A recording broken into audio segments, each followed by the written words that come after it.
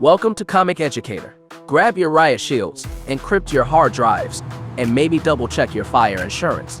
Because today, we are counting down the baddest of the bad. We're talking about the puppet masters and the power-mad monsters who made the lives of our favorite Gen Active teens a living nightmare. The Gen to the power of 13 kids didn't just deal with typical high school drama. They were fugitives from a shadowy government conspiracy that viewed them as biological property.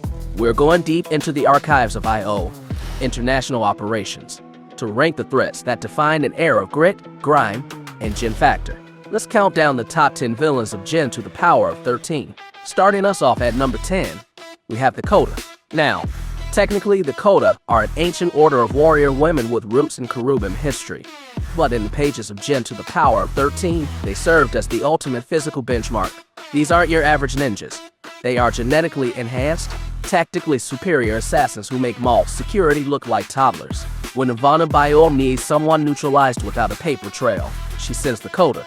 They represent the old world of Wildstorm, ancient, disciplined, and utterly lethal, clashing with the new world of raw, untrained teenage power. If you see a woman in red armor with a blade that can cut through steel, don't run. You will just die tired. Moving to number 9, we have the man behind the curtain, Dr. Simon Sung. He's the brilliant but morally bankrupt scientist who helped pioneer the Gen Factor experiments. While he isn't a supervillain in the sense of wearing a cape and shooting lasers, he is the architect of the team's suffering. He represents the mad science trope turned up to 11. Every time Fairchild feels the strain of her muscles or Burnout struggles to control his plasma, that's a gift from Dr. Sung. He's a reminder that the most dangerous weapon in the Wildstorm universe isn't a bomb. It's a petri dish in the hands of a man with no conscience. At number 8, we have the faceless wall of the conspiracy, the Keepers. These are the armored shock troops of I.O. specifically designed to hunt down Gen Actives. Think of them as the Sentinels from X-Men, but human-sized and way more persistent. They use high-tech dampeners, capture nets, and heavy artillery. They are the physical embodiment of the system code, replaceable and relentless. For the Gen to the power of 13 kids, the Keepers are the constant reminder that they are never truly safe, even in their own safe house. Sliding into number 7 is our first member of the rival team, DV8, Copycat. Her real name is Jem Antonelli, and her power is as creepy as it gets. She can telepathically link with the target and force them to mimic her movements, or she can simply take over their mind entirely. In a team dynamic, she is the ultimate disruptor. Imagine Fairchild turning on her own friends because Copycat decided to play Puppet Master.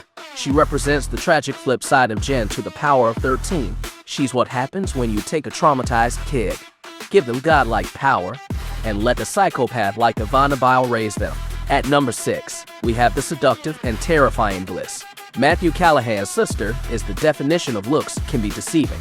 She has the power to manipulate the pleasure and pain centers of the brain.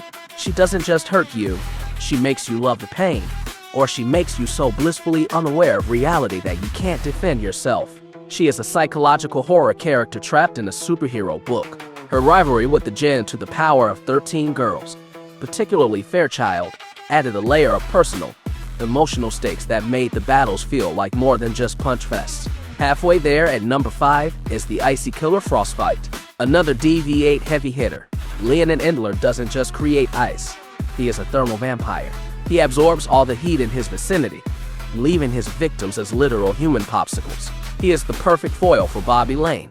While Burnout is all about passion, energy, and warmth, Frostbite is cold, calculated, and emotionally hollow. Their battles are a masterclass in elemental storytelling. He isn't just a villain, he's the cold reality of what the Gen Factor can do to a person's soul. At number 4, we reach the peak of psychic terror with Matthew Callahan, better known as Threshold. He is John Lynch's biggest failure and one of the most powerful Gen Actives on the planet, with telekinesis and telepathy that rival the strongest heroes in the DC or Marvel universes. Threshold is a god with the ego of a high school bully. He truly believes that humans are flat scans, are ants to be stepped on. He doesn't want to rule the world. He wants to play with it like a toy. He is the dark reflection of what Bobby or Grunge could have become if they hadn't found a family in each other. Now for the top 3. At number 3, we have the cosmic level threat Hellspent. While Hellspent is primarily a Wilk ATS villain, his shadow looms large over Gen to the power of 13. As a lord of the Demonites, his interest in the Gen Factor isn't political, it's evolutionary. He sees the Gen to the power of 13 kids as the perfect host bodies for his alien race. When Hellspin shows up, the stakes shift from escaping the government to saving the human race from extinction.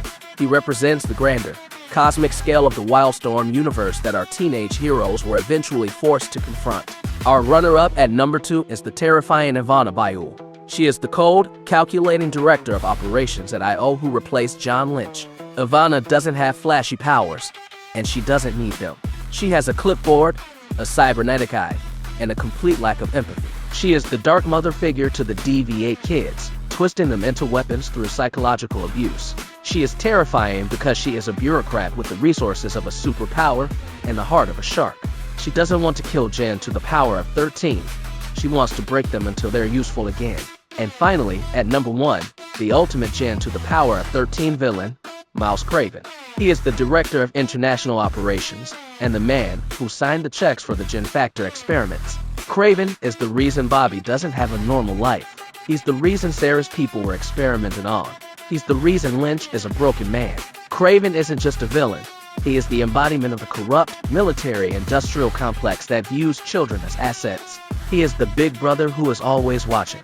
In the world of Gen to the power of 13, villains aren't just guys in masks. They are the people who own the masks. Craven is the ultimate monster because he doesn't think he's a villain. He thinks he's a patriot. So, which of these villains gave you the most nightmares back in the 90s? Was it the psychic trauma of Threshold or the cold bureaucracy of Ivana? Let me know in the comments below. If you enjoyed this deep dive into the darker side of Project Genesis, do me a favor. Like, subscribe, and hit that bell so you never miss a lecture from the comic educator. Class dismissed. And stay off the government radar, because you never know who's tracking your Gen Factor.